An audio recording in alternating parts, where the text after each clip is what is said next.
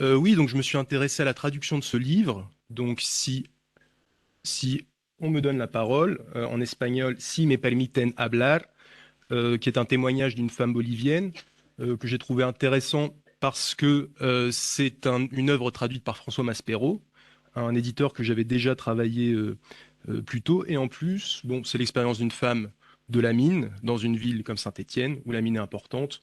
Donc c'est un parallèle en plus qui est intéressant. Voilà le plan de mon intervention.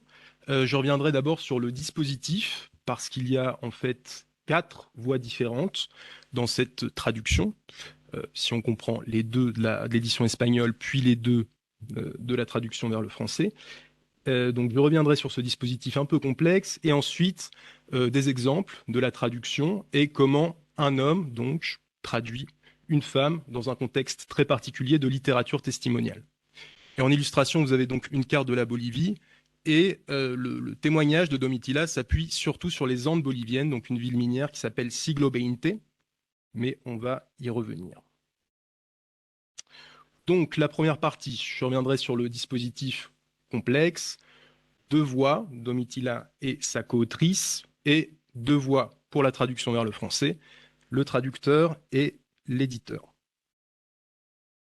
Voilà en fait le dispositif. Nous avons ces 4 voix.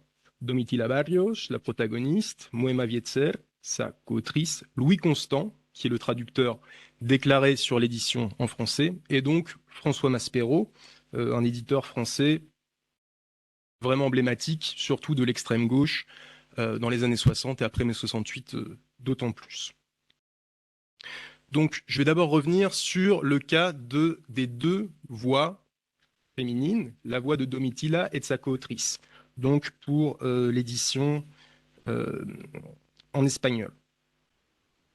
Donc, le texte source, ce texte qui s'appelle Si me permiten hablar, met en scène une femme qui se décrit comme une femme de la mine. Elle dit en espagnol la esposa de un trabajador minero de Bolivia. Donc si je traduis littéralement, c'est l'épouse d'un travailleur de la mine de Bolivie qui parle à la première personne. Cependant, ce n'est pas elle qui écrit, même si c'est la protagoniste et la narratrice, c'est Moema Vietzer, donc une sociologue brésilienne qui a rencontré Domitila Barrios lors d'une participation commune à l'Année internationale de la femme qui a eu lieu à Mexico au milieu des années 1970.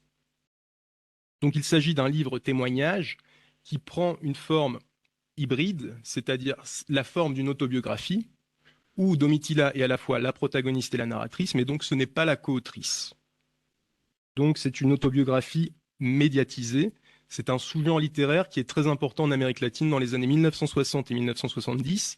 Ici, donc, vous avez 3 exemples différents où on voit à chaque fois un protagoniste qui est ou analphabète ou qui a peu de formation, dont la voix est médiatisée par un auteur ou une autrice académique.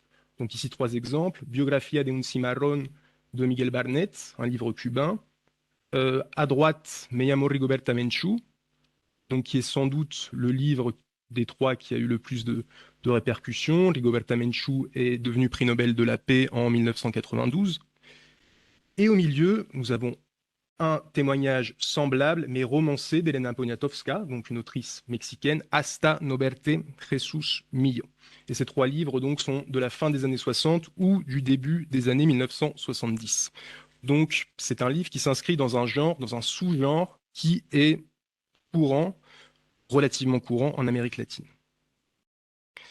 Ce livre donc est d'abord publié en 1977. Ça peut s'apparenter donc à une autobiographie ou plutôt à une biographie vu que l'autrice n'est pas la narratrice, qui retrace la vie de Domitila de son enfance jusqu'au point d'orgue de sa vie à l'époque, qui est donc la participation à l'Année internationale de la femme à Mexico. Et nous avons une description assez détaillée de son enfance, donc dans cette ville minière qui s'appelle Siglo XX, des conditions de vie des mineurs qui sont bien sûr extrêmement compliquées à l'époque. La plupart des mineurs ont une espérance de vie d'une 40aine d'années, on va dire, à cause de la silicose, donc qui est une maladie pulmonaire. Les salaires sont bien évidemment très bas.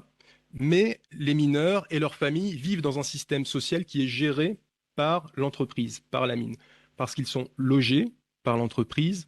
Il y a un système éducatif et un système sanitaire aussi, basique, mais dont ils peuvent profiter. Il faut voir que ce système est uniquement lié à l'activité économique. Si le mineur est renvoyé de la mine, la famille doit évacuer immédiatement la maison, par exemple, non plus accès à l'école, non plus accès au système sanitaire. Si le mineur décède, même d'une maladie professionnelle ou d'un accident, la famille a 3 mois pour évacuer la maison. Mais donc, c'est un système qui est uniquement basé, qui est social uniquement dans la mesure où il entretient la force de production, la main-d'œuvre. Et il y a évidemment une culture ouvrière à laquelle Domitila est exposée dès son enfance, parce que son père est un leader syndicaliste. Elle-même va créer, avec d'autres femmes de Siglo XX, le comité des ménagères, donc le comité des Amas de Casa des Siglo XX, et ça va devenir une voix importante en Bolivie, d'abord à Siglo XX et ensuite en Bolivie. Elle sera exposée dans la résistance aux nombreuses dictatures militaires de l'époque.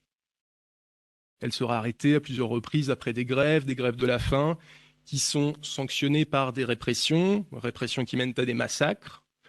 Et donc, elle est elle-même arrêtée, torturée par les services secrets boliviens.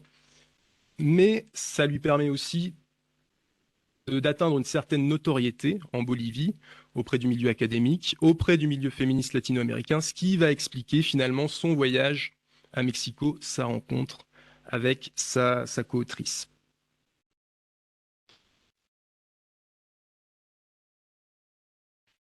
Ce texte est donc médiatisé par une sociologue, une militante féministe aussi, Moema Vietzer, brésilienne, qui est aussi impliquée politiquement dans la mesure où elle se trouve en exil pendant la dictature militaire au Brésil. Et donc, elle rencontre Domitila au milieu des années 1970, à l'occasion de l'année internationale de la femme, comme je l'ai dit. Du point de vue stylistique, le livre se démarque par un registre oral. L'oralité est très, très présente. Moema dit très clairement qu'elle cherche à restituer la voix, c'est ce qu'elle dit, la voix de Domitila. Elle le dit très clairement dans son avant-propos. Euh, je mets ici le texte source et le texte cible parce qu'il y a une différence, une nuance intéressante que le traducteur apporte ici.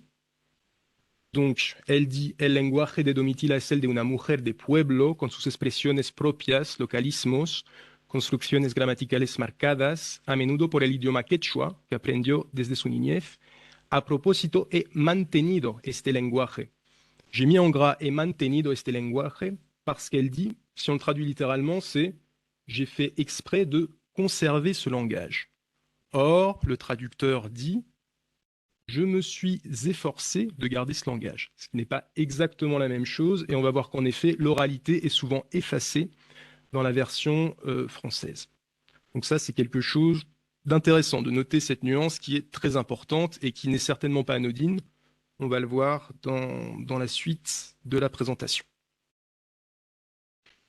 Il est important aussi de voir que le témoignage de Domitila occupe une place à part dans la constellation, on pourrait dire, le champ féministe de l'époque, dans la mesure où donc, elle a cette expérience à l'année internationale de la femme à Mexico, qui est une rencontre de féministes du monde entier, mais surtout d'Europe et des États-Unis, où elle est en désaccord profond avec le consensus qui se dégage de cette conférence, parce que pour elle, ce que cherchent les féministes, c'est la lutte des sexes entre eux, alors que pour elle, l'objectif principal, c'est la lutte des classes.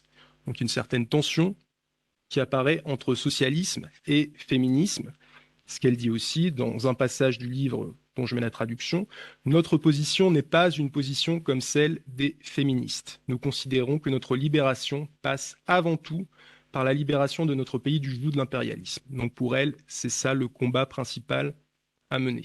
Il doit y avoir une union des hommes et des femmes contre ce qu'elle voit comme le danger principal, de par sa formation marxiste, c'est le capitalisme.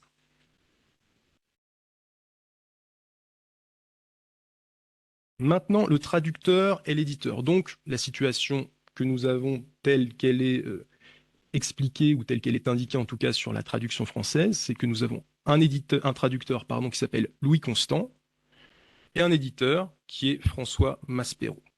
Mais il s'avère que Louis Constant est donc un pseudonyme de François Maspero, dont il s'est servi à plusieurs reprises. Il est intéressant de noter aussi que ce pseudonyme, donc Louis Constant, c'est une adaptation du nom de sa grand-mère qui s'appelait Louise Baluet d'Estournel de Constant de Rebec.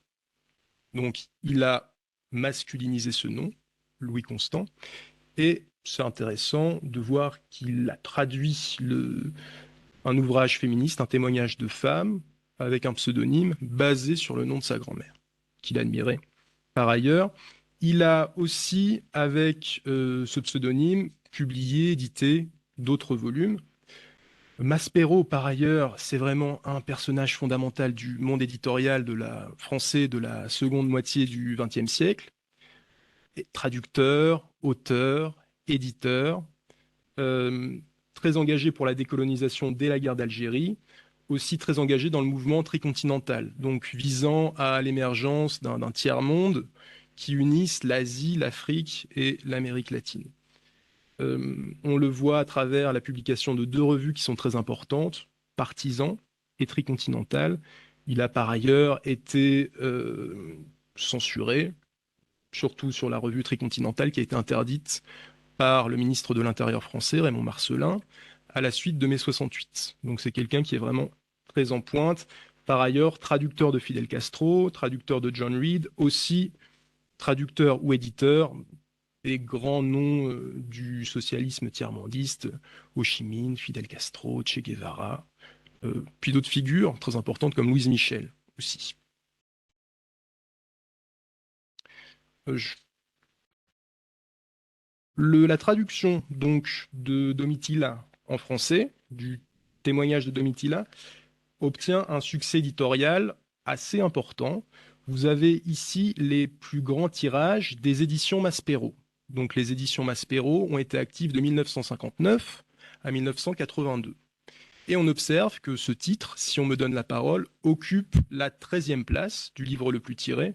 Donc sur une période de 20 ans, c'est un succès éditorial assez important et on voit qu'il y a assez peu d'écart finalement entre ce 13e titre et même le 7e ou le 8e. On voit que Maspero publie surtout des livres à dimension politique au sens large. C'est l'éditeur de Frantz Fanon, par exemple, donc Les damnés de la Terre, qui est le deuxième livre le plus tiré. On voit aussi pêle-mêle une anthologie anarchiste, Ni Dieu ni Maître, un seul roman, Aden Arabi, de Paul Nizan, mais qui est par ailleurs un auteur très, très impliqué, et puis des livres théoriques sur l'économie, sur la politique. Maspero n'est pas à proprement parler un éditeur féministe, ou il n'est pas uniquement féministe, mais il a publié tout de même 3 livres importants concernant le féminisme, ou en tout cas qui donnent une place très importante à des témoignages de femmes. Donc si on me donne la parole, ici au centre, le livre qui nous intéresse, il a édité aussi sous le pseudonyme de Louis Constant le volume de droite, Mémoire de femmes, Mémoire du peuple, qui est une anthologie de textes de femmes, insistant aussi toujours en alliant l'aspect féministe et l'aspect politique. Bien sûr, c'est avant tout un éditeur, politique d'extrême gauche, et c'est le combat principal de sa vie. Et puis, à gauche, un numéro spécial de sa revue Partisan, qui s'appelle Libération des femmes, année zéro, publié en 1970, et qui contient des textes féministes extrêmement importants, comme L'ennemi principal, par exemple, qui théorise la notion de patriarcat.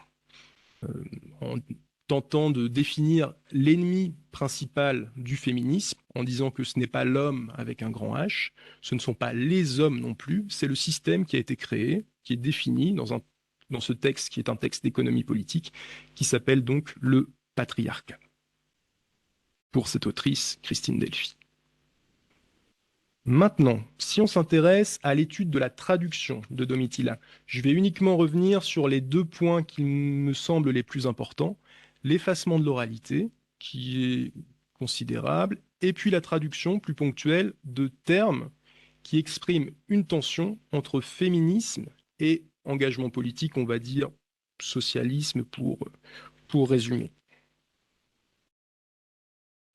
Dans un premier temps, l'effacement de l'oralité qui est vraiment une tendance lourde.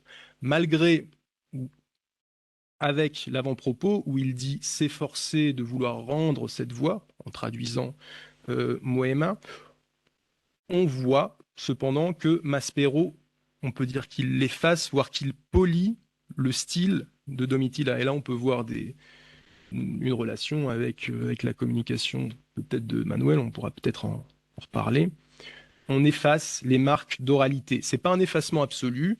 On voit par exemple que Maspero reprend des emprunts de l'espagnol ou aussi du quechua. Ici, on a 3 exemples donc de la traduction française.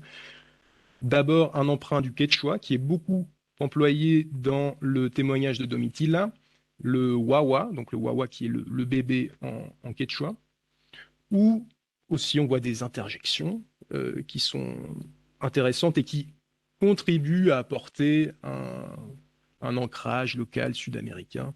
Caramba, mesdames, entrez donc, quel malheur, un accident regrettable. C'est un militaire qui accueille le comité des ménagères quand elles viennent demander des informations au sujet de la mort d'une quinzaine de militaires juste à côté de la mine. Et donc on a cette interjection qui fait très Tintin, Caramba, mesdames. Et ensuite, c'était quelque chose, tu sais, che, qui est un argentinisme, mais aussi utilisé en Bolivie. On observe aussi à plusieurs reprises dans le texte français. Malgré cela, on voit que plusieurs traces de l'oralité disparaissent. Par exemple, il y a un nombre important de phrases ou de formules redondantes qui sont présentes dans le texte espagnol. Maspero, très souvent, omet ces passages redondants. Ici, nous avons un exemple donc d'un paragraphe assez long où Domitilla décrit les difficultés des mineurs quand ils doivent quitter la mine. Dans le cas, par exemple, d'un mineur malade de silicose qui doit donc aller se loger ailleurs parce que la mine ne le loge plus s'il ne peut plus travailler. Pardon. Donc, elle explique que c'est très difficile pour un mineur de quitter la mine parce que la population bolivienne en général pense que la silicose est contagieuse. Donc, très clairement, il y a une peur d'attraper cette maladie. Et en plus, elle dit que les mineurs ou les anciens mineurs ont une réputation de drogués parce qu'ils mâchent des feuilles de coca pour se donner du courage au travail. Et elle termine donc avec la phrase en gras Así que es serio nuestro problema, qui, si on fait une traduction littérale, serait quelque chose comme c'est dire si notre problème est sérieux. Donc c'est une phrase qui n'apporte aucune information nouvelle. On voit que la traduction donc de Maspero est très fidèle. Il revient sur les problèmes de silicose et la population qui pense que cette maladie est contagieuse, difficulté à trouver des logements, cette réputation de drogués, donc les Royalocos, les fous de la mine. Là aussi, on voit une formule quechua. Et la phrase, qui peut apparaître comme redondante, est omise. Et c'est quelque chose qu'on voit très fréquemment. Il y a beaucoup d'omissions dans le texte, dans la traduction de Maspero, surtout pour tout ce qui est formule redondante. Alors ici, c'est une phrase. Des fois, ça peut être 2 lignes, 3 lignes, où Domitilla se répète. Ce sont des choses que Moema Vietzer a voulu conserver. Mais Maspero tient donc à se débarrasser de ces redondances. Donc c'est un premier élément assez important dans l'effacement de l'oralité. Il y en a d'autres. Ici, un passage assez court, mais qui condense l'effacement de 3 marques de l'oralité en même temps. À gauche, le texte source en espagnol. Al amanecer desperté, sentía mucho calor, y como un cantar de pajaritos oía así, chu chu. Mire hacia arriba y vi cualquier cantidad de árboles. La traduction à droite. Je me suis réveillé au lever du jour, je sentais une grande chaleur et j'entendais le chant des oiseaux. J'ai regardé en l'air et j'ai vu des arbres. Pour remettre ce passage en contexte, Domitilla vient d'être libérée après une détention auprès des services secrets donc, qui l'ont torturée. Elle subit une sorte d'exil intérieur vers l'Amazonie bolivienne. Elle est dans le coma parce qu'elle a été torturée très, très durement et elle émerge du coma en arrivant en Amazonie. Donc on a ce témoignage et ici on voit que les 3 marques d'oralité que j'ai surlignées ici, surlignées ou mis en gras, sont effacées. D'abord les points de suspension qui peuvent tenter de reproduire l'hésitation de la parole, de l'oral. Une autre approximation qui est le homo, donc j'ai entendu quelque chose comme le chant des oiseaux, c'est supprimé, c'est omis.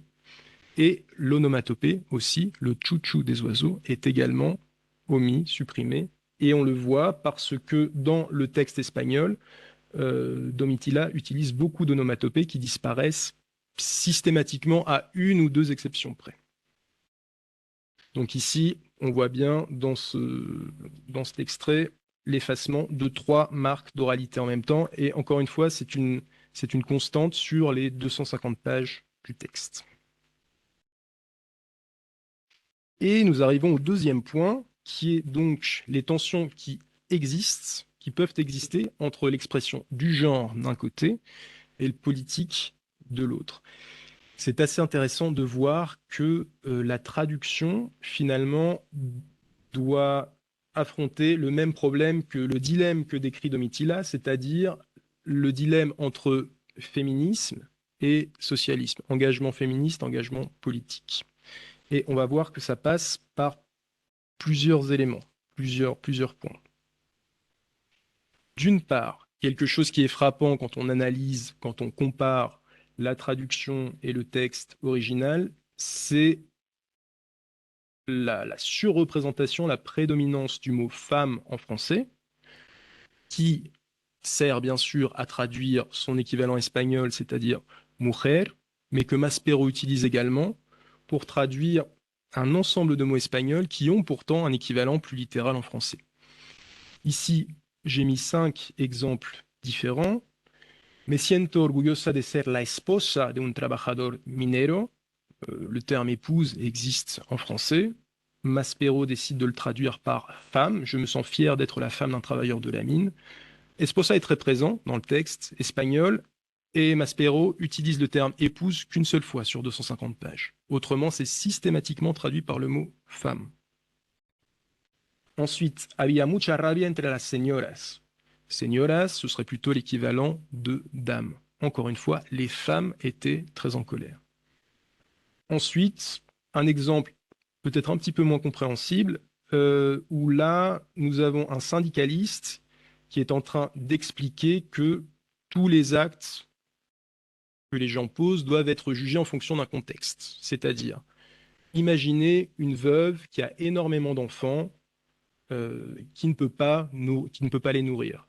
Est-ce que si elle décide de voler du pain pour les nourrir, est-ce que c'est mal ou pas? C'est ça l'expérience de pensée que fait le syndicaliste dans le contexte. Supongamos, por ejemplo, una viuda que tiene hartos hijos. Et ici, encore une fois, Maspero traduit par supposons par exemple une femme qui a beaucoup d'enfants. C'est une traduction qui est inexacte et qui rend l'expérience de pensée un petit peu moins intéressante dans la mesure où le statut de la veuve est plus compliqué que le statut de la femme, tout simplement. Ensuite, aussi une traduction qui est certainement liée à une mécompréhension de Maspero. Quand Domitila est arrêté par les services secrets, il y a d'abord, avant la torture physique, il y a la torture physiologique. C'est-à-dire qu'on veut absolument la faire parler. Et les agents des services secrets disent à Domitila que ses enfants ont été arrêtés et que si elle ne collabore pas, ils vont être tués très rapidement. Donc elle entre forcément dans un désarroi très important, elle se met à pleurer, et là, il y a une autre militante féministe qui lui dit cette phrase, qui essaye de la choquer pour qu'elle se ressaisisse, en disant « Yo pienso que usted, sabiendo, se ha metido en una camisa de 11 varas ».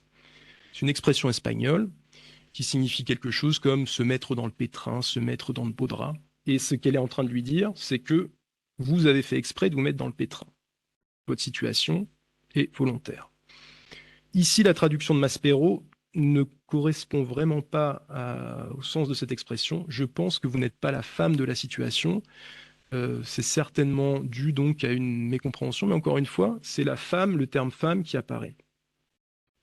Et enfin, à un autre endroit, quand un policier recherche Domitila, il dit Donde está la minera? Donc, où est la femme de la mine? Tout en sachant que le terme mineuse existe en français et qu'il serait plus proche du terme de minera. Mineuse n'est pas très employé, et c'est pas exact, étant donné que Domitila n'était pas mineuse. C'est une femme de mineur. Cependant, Moema a tenu à garder les expressions même quand elles étaient inexactes, et Maspero tente ici de rétablir peut-être une certaine exactitude, même si c'est assez difficile à savoir. Il y a un autre terme qui est très important parce qu'il est très intéressant parce qu'il exprime justement cette tension entre lutte politique et lutte féministe. C'est la traduction de compañero, compañera et ses dérivés, compañeros, compañeras, qui peut avoir plusieurs acceptions en espagnol. Ça peut être la compagne ou le compagnon sentimental. Mais c'est aussi et surtout la personne avec laquelle on partage la même condition, voire le même engagement. C'est très utilisé dans les milieux politiques, surtout d'extrême gauche, c'est un marqueur de gauche, et dans les contextes syndicalistes aussi. Ce serait l'équivalent du camarade français. Le problème, c'est que le terme camarade est un terme épicène, donc qui n'est pas différencié s'il est masculin ou féminin.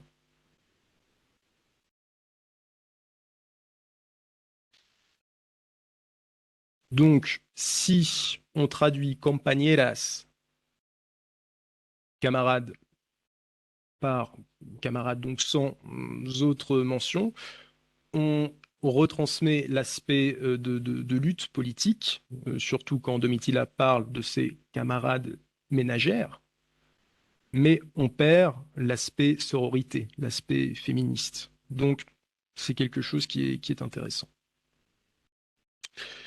Ici, on a différentes traductions de ces termes, donc compañero ou compañeras.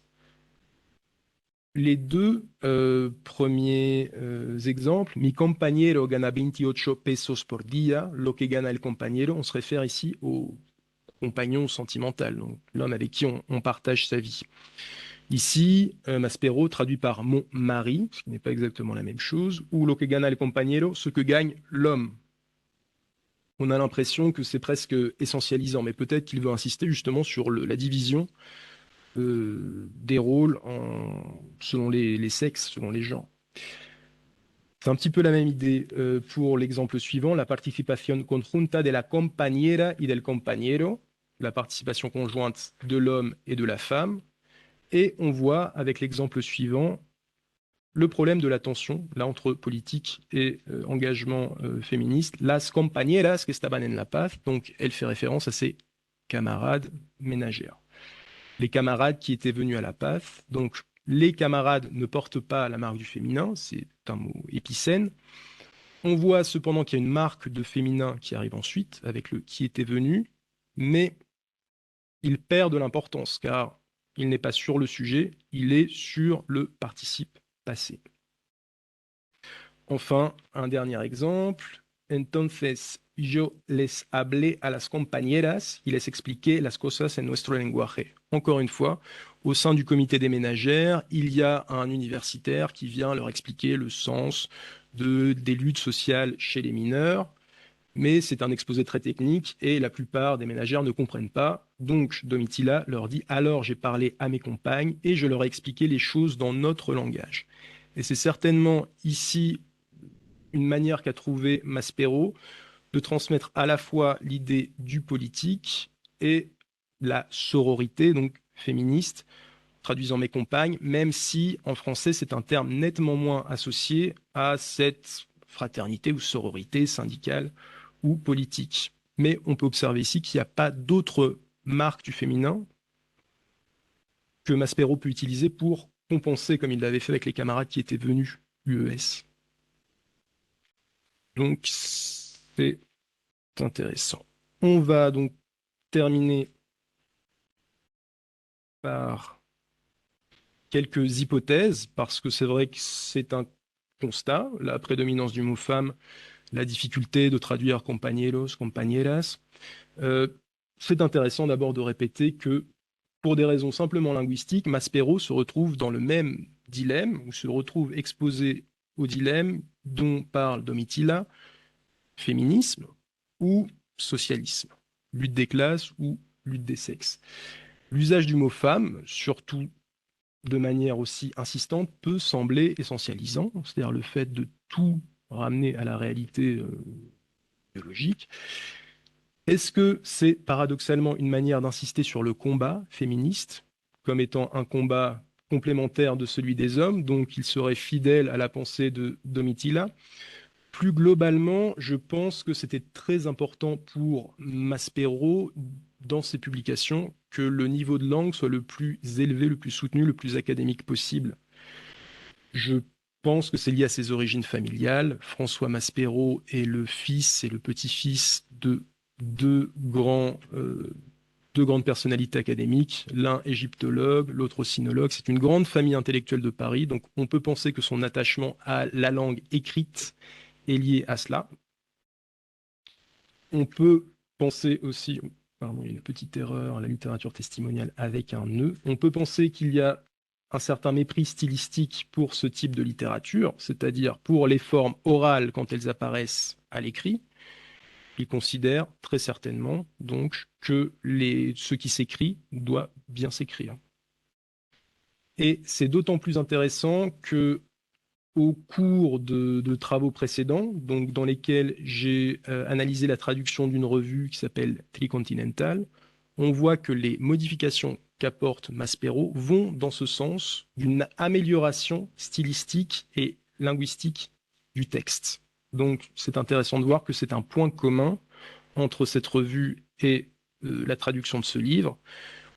Par conséquent, c'est quelque chose qui va au-delà de la problématique de l'oralité et du féminisme sans doute.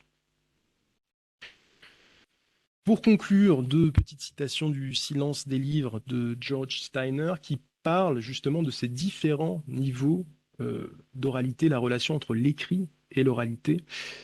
Il écrit, l'écrit, sans même s'arrêter aux différents formats de présentation du livre, constitue un cas à part, une technique particulière au sein d'une totalité sémiotique largement orale. D'ailleurs, on peut-être même se demander si la prédominance du mot femme, ce n'est pas pour Maspero une compensation de tous les effacements de ces marques d'oralité. J'enlève les onomatopées, j'enlève les répétitions, j'enlève les points de suspension.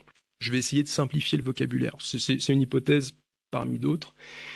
Et dans ce même texte, traduit par Dorothée Marciac, qui aurait été de mauvais goût de ne pas citer une traductrice ici, l'écrit dessine un archipel dans les vastes eaux de l'oralité humaine. Merci beaucoup.